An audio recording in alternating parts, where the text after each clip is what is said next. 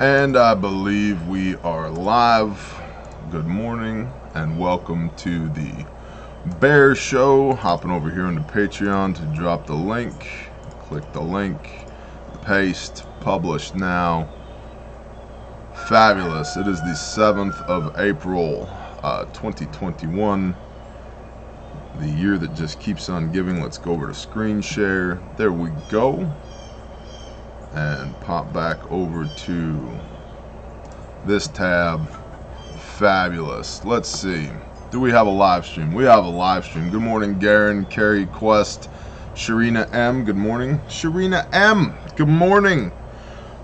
Ron's Discount Lumber, our favorite place on the face of the earth. Alright, so this morning we're going to look at a handful of things. Ukraine, vaccine passports, and fuel shortages. Everybody's favorite. Believe me, they all tell me. Not I, but the Spice Girls. Good morning. Sunrise Ridge, good morning. So, let's bounce over to the report. A statement from Shell in February essentially announced the expectation that peak oil has been reached. The company believes its oil production will shrink by between 1 and 2% annually going forward. The statement is littered with green agenda speak, emphasizing a net zero emissions goal by, drumroll please, 2050.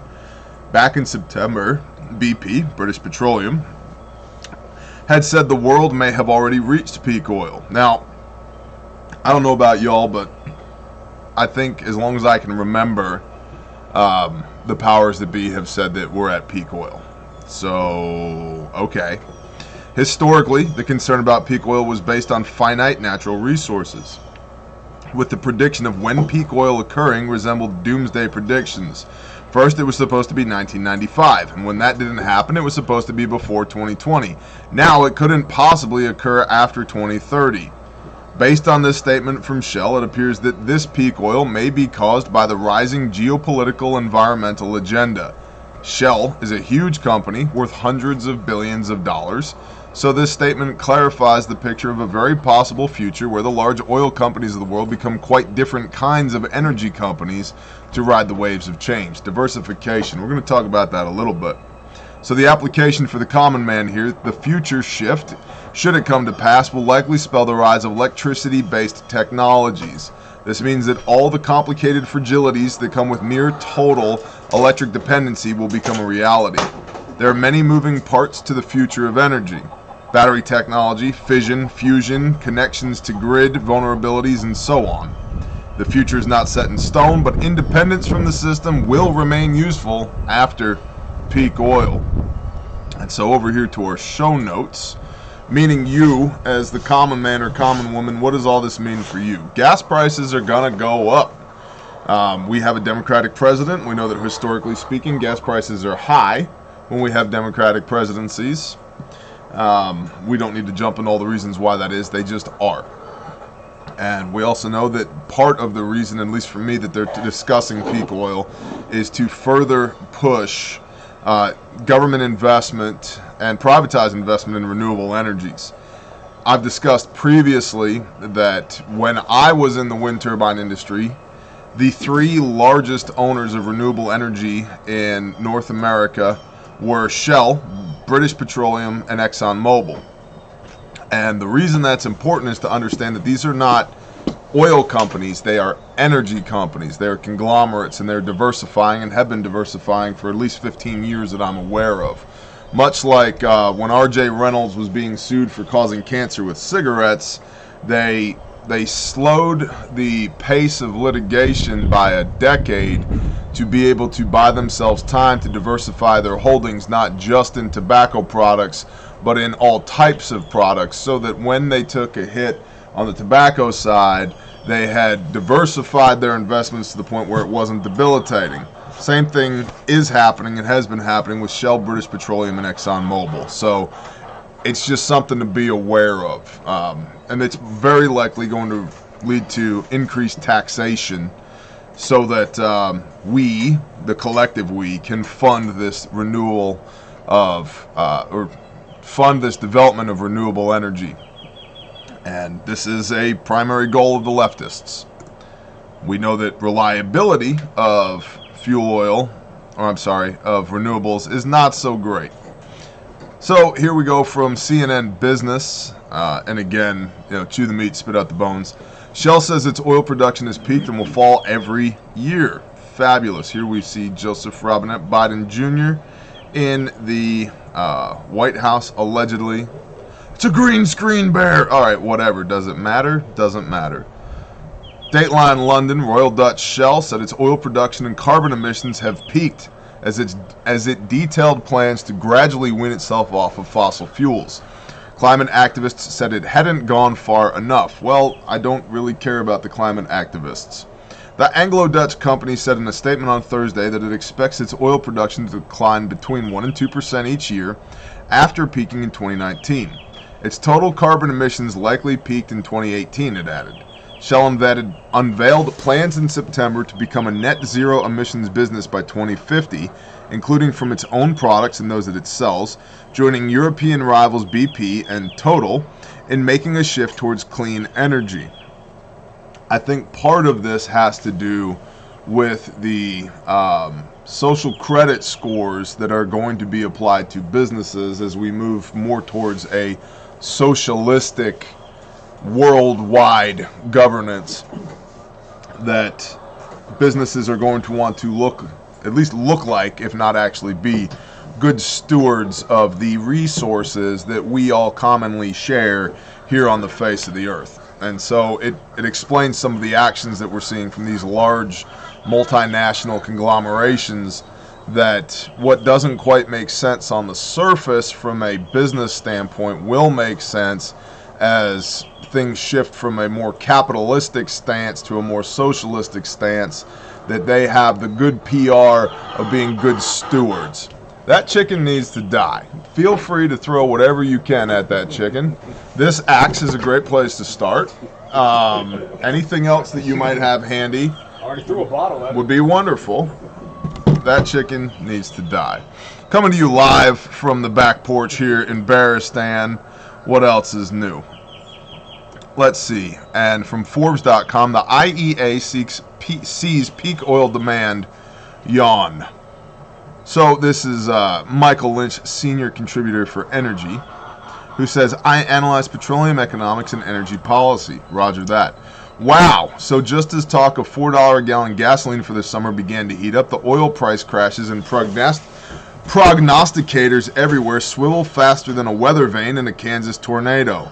One thing that impressed some reporters, but probably had only a minimal impact on Thursday's price move, was the front page of the Wall Street Journal story, which reported that the IEA's Fatih Birol said, quote, we do not think gasoline consumption will come back to 2019 levels again.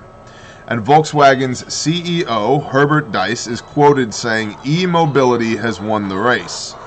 Maybe not. So electric vehicles is, again, this Forbes article goes in depth on the likely rise of electric vehicles post-2021 because of peak oil.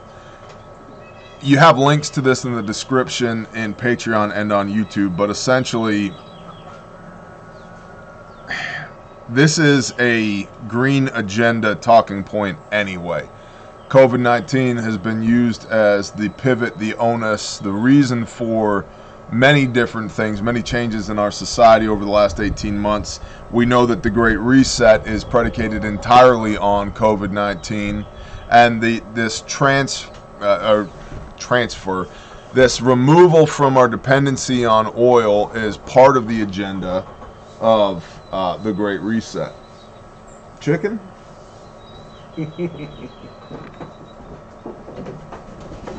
Chickens. These chickens be crazy, yo. It's the same one. It's this. I know it's the same one. It's hell bent on getting up here and laying us an egg. Tavar knows what's up. Corey Beck, Ark John, Ehud Sword. Good morning, everybody.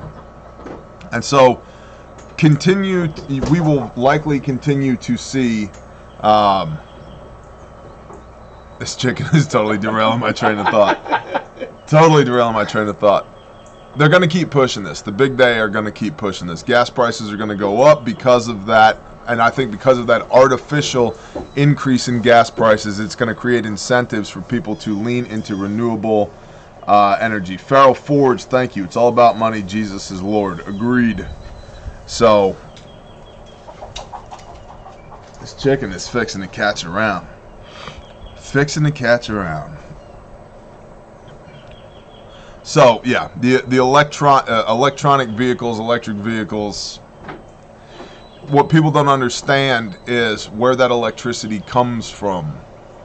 There's still carbon emissions, and renewable energy is not primary generation. It cannot be primary generation because we don't have the capacitor technology to store the power that renewable energy makes.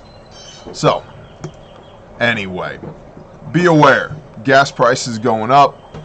You will have increased taxation because of the lean into renewables and electric vehicles. This is very likely to happen. Today, you can use promo code SAVE15, I think is what it is right here. Oh, I'm sorry, 15 lives. Promo code 15 lives.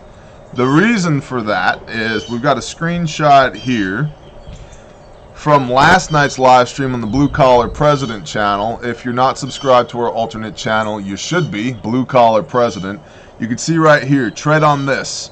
Your TQ and shears saved a life today, TJ. Massive rollovers down a 40-foot embankment into a creek. And then tread on this went on from here. But you can see we have now confirmed that there have been 15 lives saved with Refuge Medical first aid equipment. So not just your standard, garbage boo-boo kits, but real first aid kits.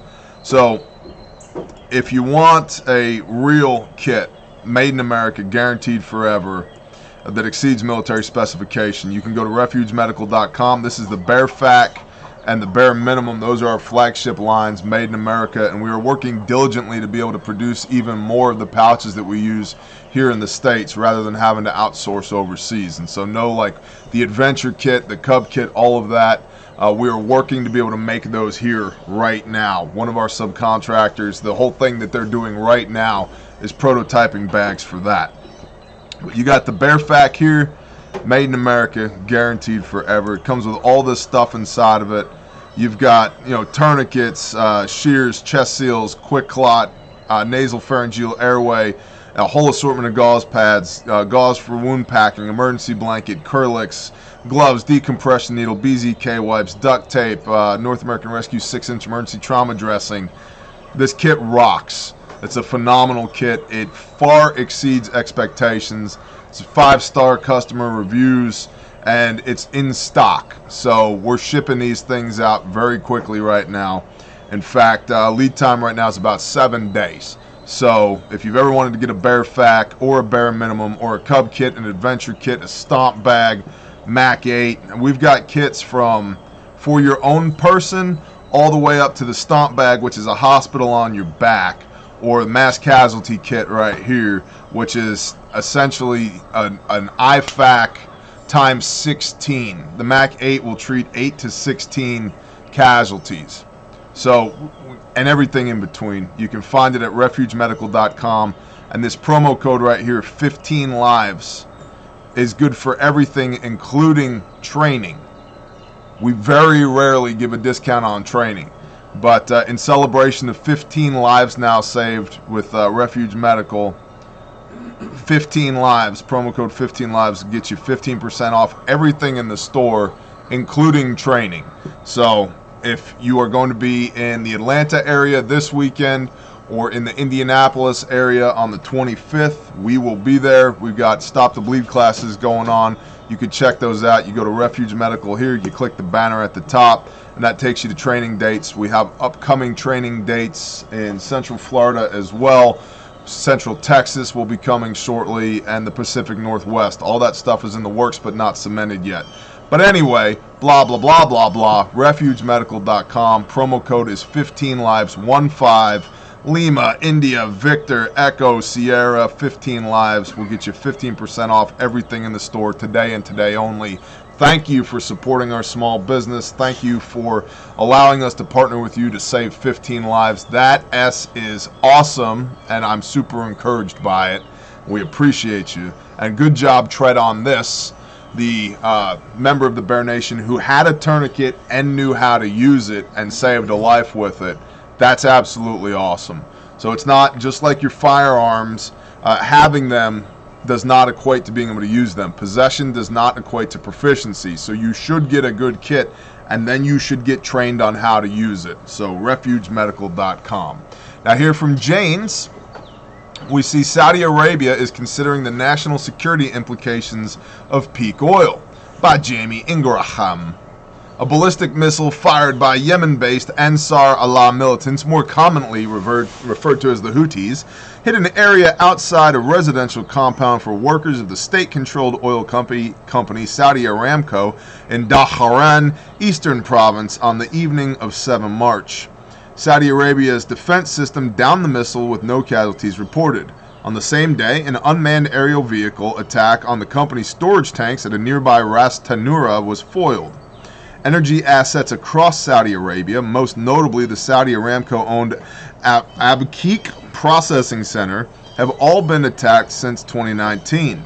The attacks reinforce the perception that the country's key energy assets are under siege. Is that the same chicken? Yes. Somebody should go get executive authority for chicken murder, because it's earning it. It is earning it. So, interestingly here, what you're seeing, and we have been seeing for the last 18 months or so, are coordinated attacks on the oil industry. Why? Because it creates the perception of volatility, weakness in that industry, which again means that there's going to be a push in urging that we have to move to renewable energy. We have to do this. Not only is it good for the environment, but oil is just, we're at peak oil. It's dangerous. We have these attacks going on. The supply chain logistics aren't working. We have to lean into renewable energy.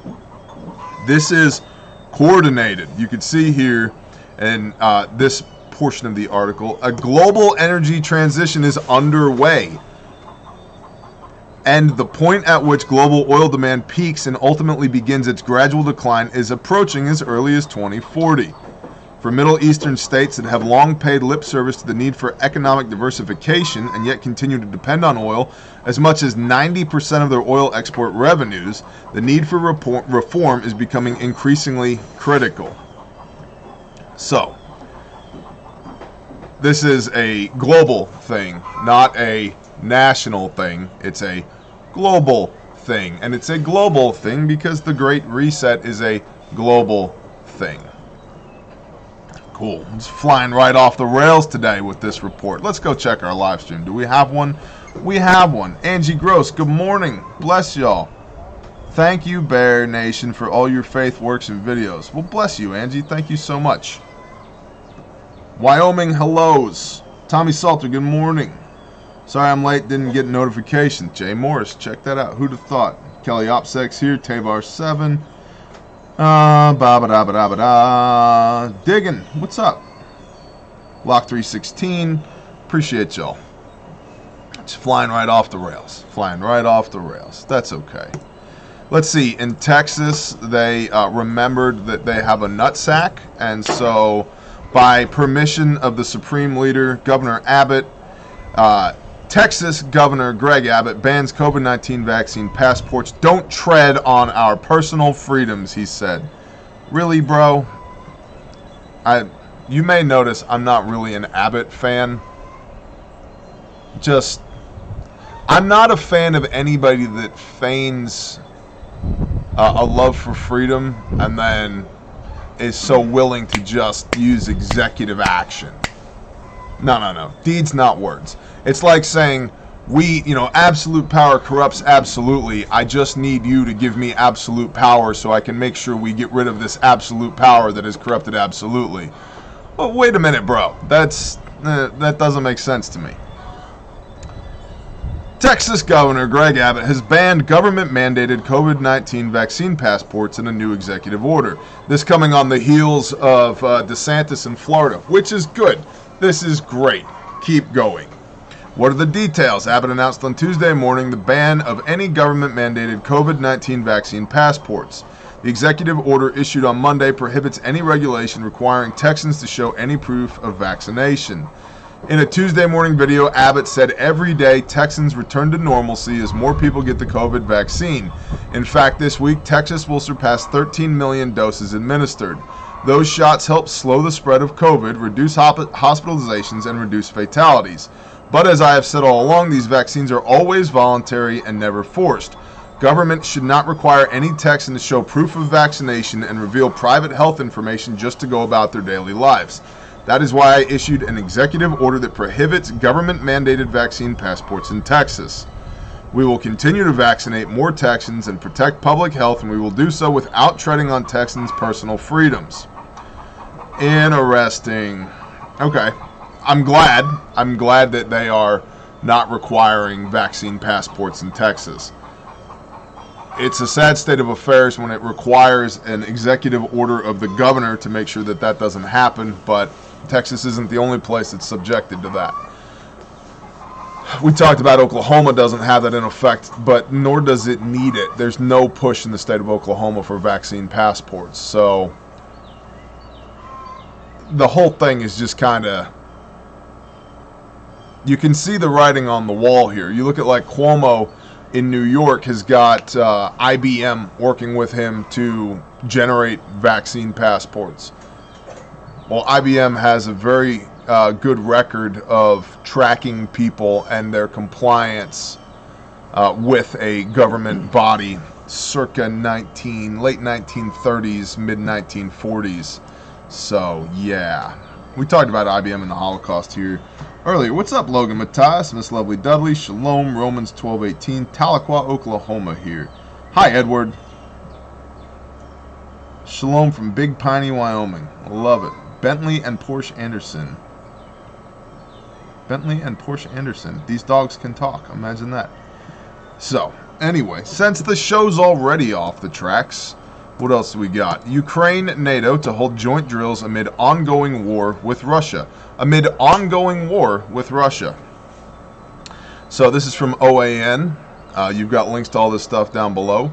Ukraine is preparing to hold joint military drills with NATO forces amid a renewed threat of escalation in the ongoing conflict with Russia.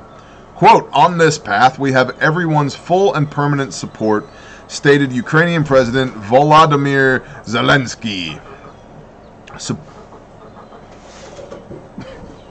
chicken? Hold on. I'm texting my wife to see if I can kill this chicken.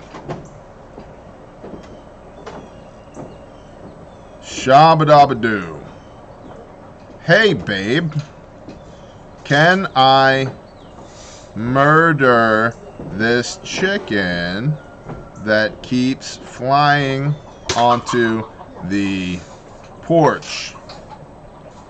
Question mark, exclamation point, question mark. Text sent.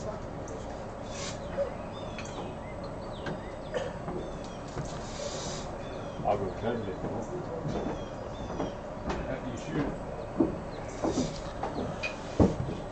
Let's see what the wife says.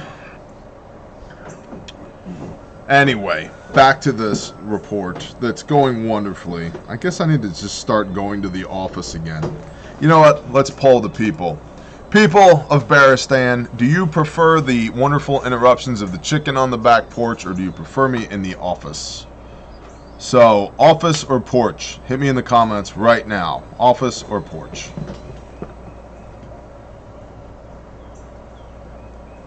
Shabba-dabba-doo. I see nothing. Nobody cares. Nobody cares.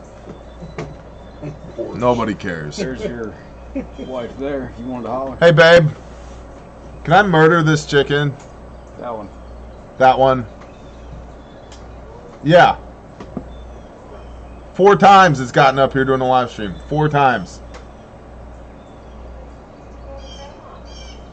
Well, then take it to Grandma's, man.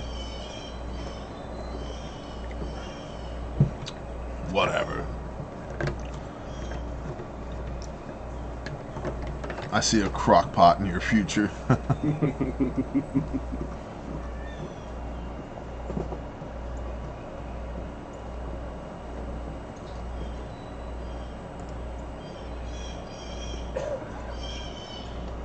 Hey, Paul Revere, shut the hell up. There we go. Good job, Hunter Seeker. Good job. Control Alt Delete chicken. Fabulous. Arkansas Living, good morning. It's gotten the BB gun several times already this morning. Paul's comment that was held for review that got him ejected from the Bear Nation was, Bear, take your nuts out of your wife's purse and off it already. To which I would say, bye-bye, Paul, and also kiss my hairy white ass. So, back to Ukraine. The leader of Ukraine said the EU and the Biden administration had provided security reassurances in case of a major Russian offensive in the Donbas region. However, experts pointed out the US and EU have already failed to honor their previous guarantees under the Budapest Memorandum back in 2014. As for the situation in eastern Ukraine in the Donbass, complete ceasefire is a prerequisite to continue tough, though very important talks in the Minsk and Normandy formats, said President Zelensky. I underline once again that our army is able to resist anyone's attack, and it strengthens our stance in settling the conflict by diplomatic means. In other words, Ukraine is saying, Russia, kiss our ass. We're going to continue to train with NATO, and we're going to flex, and you can't just come in here and take what's not yours. And so this is, yet again, more escalation.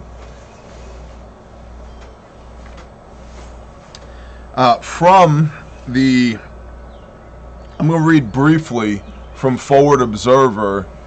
There's an email that he sends out. I would recommend, if you want to stay up to date on things like this, you go to forwardobserver.com. Sam Culper, who, by the way, has a recon course and a surveillance course coming up in Dallas. So you can check it. If you want to know how to actually develop tactical intelligence, you can check out Forward Observer and go to their website. I'm signed up for his email thing, and I'm not going to steal all of his thunder because this is his product. But I am going to read just a little bit from his email today, his daily update. And this is the Russia-NATO sit-rep. The Department of State on Monday deflected taking a position regarding the Russian military buildup along the Ukrainian border. The White House press secretary and State Department officials affirmed that cabinet-level discussions are being held between the U.S. and Ukrainian leadership. Separately, the Defense Department acknowledged the military buildup but declined to discuss specific response strategies or respond to reports of equipment moving inside of Russia. Ukraine continues to brace as Russian military assets shift towards the borders of Crimea and the Donbas. On 5 April, the Russian 76th Guards Air Assault Division was spotted heading to Crimea via railroad. Additional sightings of S-300 missile systems have been shared on social media, which could pit NATO air assets against Russian air defense systems. With previous combat experience and losses suffered in the region in 2014, the unit maintained its military readiness posture but is shifting from Baltic-focused staging back to the Ukraine. The official messaging from the Russian government is that the equipment is being used for military exercises and readiness drills which have become routine. The 2014 Olympics in Sochi was the previous reason given for movement of military assets, which were later used to invade and annex the Crimea. Additional Russian military vehicles moved from the Central Military District in Siberia to the Voronezh region near the Ukraine. The majority of individual reporting on military movements is coming from social media sources like TikTok and Twitter, over which the Russian government exerts substantially less control than Russian social media platforms like the VK. Russian Deputy Defense Minister Valery Gerasimov's strategy of involving information warfare throughout the process is again on display as social media documents the military shifts. Purposeful obfuscation of Russia's intent is a doctrinal standard, and their use of information warfare surrounding Ukraine will increase faster than kinetic operations due to ultimate resource constraints. Russia's maintenance of a sustained military presence in both Syria and Central African Republic substantially impact their power projection capability from a financial standpoint. The tanks and troops moving westward towards Ukraine are very real, but their ability to conduct offensive, sustained, and penetrating campaigns into the greater West remains suspect. In other words, Russia is pulling troops and putting them in the Ukraine. Ukraine, or amassing them on the border near Ukraine. The Ukraine is now doing joint ops with NATO, saying our military is strong enough to withstand anybody. So this is a pressure cooker situation here, kind of like the Hatfields and the McCoys staring at each other across the field, just waiting for somebody to take a shot. And we are a NATO country, so the idea behind NATO is that, you know, where we go one, we go all kind of thing. So keep an eye on that. It could explode into something much larger than a regional conflict in the Ukraine. Also, again, that reporting comes from Sam Culper at Forward Observer. I highly recommend checking out his YouTube channel and signing up for his email blast. I personally find a lot of value in both of them. So, 667 people. Save the porch, axe the chicken. Roger that. Chicken must be pardoned. I don't know. Leave the chicken alone. Lisa says leave the chicken alone. No, Lisa, we shall not. GrindstoneMinistries.com. We will have information for you on the spring deployment within the next week. We are going this week to check out the new location for the spring deployment. Details will be coming out.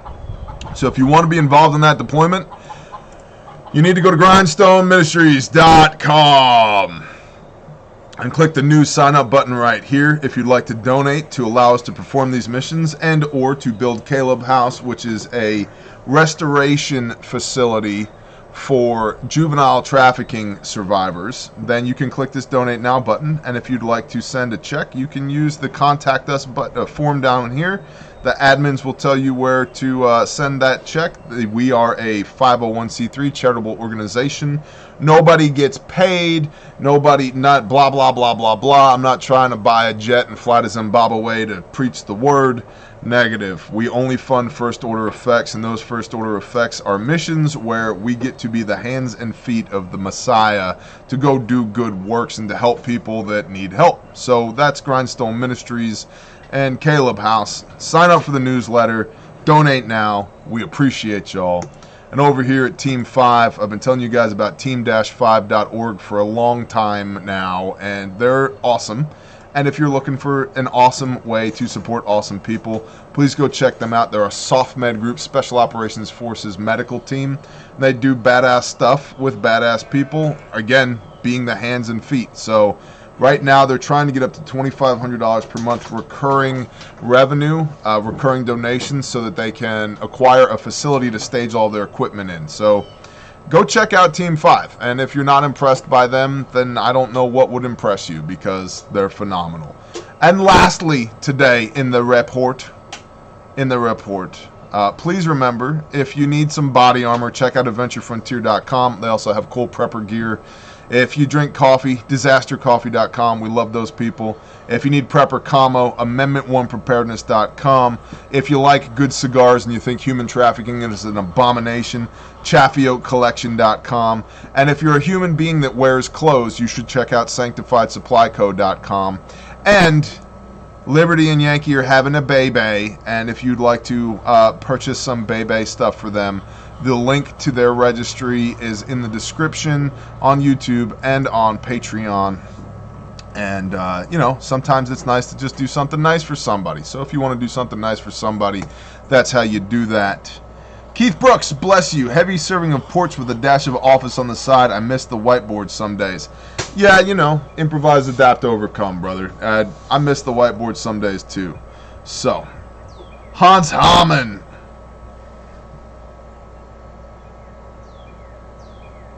Do you want chicken for dinner? We'll see. We'll see. So, and with that, we got to roll because we've got some very important things to do today. And that is the brief for today. It was a brief. Check that out. 35 minutes. We appreciate y'all, Bear Nation. Please continue to support our small businesses and our ministry. We cannot do them without you. And we're very, very, very thankful for you partnering with us to allow us to save 15 lives with our medical kits and to save so many more lives than that through Grindstone Ministries. You guys rock. And I hope you have a blessed day. Shalom. That chicken. Dude.